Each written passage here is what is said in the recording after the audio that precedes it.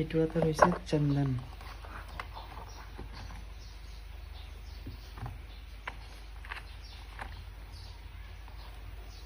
চন্দন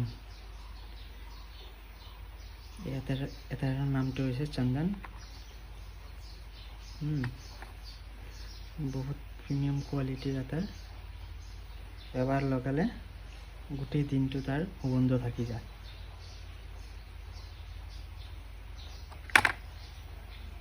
এইটো কোম্পানী হৈছে হাছান উড, কিন্তু এইটো চন্দন গছৰ পৰা আটাৰটো বনোৱা গৈছে।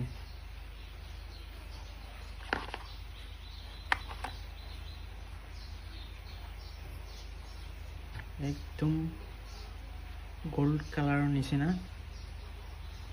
এইটো হৈছে চন্দন, ৰয়েল চন্দন। ইয়াত লিখা আছে ৰয়েল চন্দন এটা। এইটো এবাৰ লগালে গোটেই দিনটোৱে আপোনাৰ সুগন্ধ শৰীৰত থাকি যাব। আৰু কাৰোবাৰ কাষেদি গ'লে আপুনি এবাৰ দুবাৰ সুধিব যে আপুনি কি লগাইছে, নিশ্চয় সুধিব। এইটো হৈছে ৰয়েল চন্দন।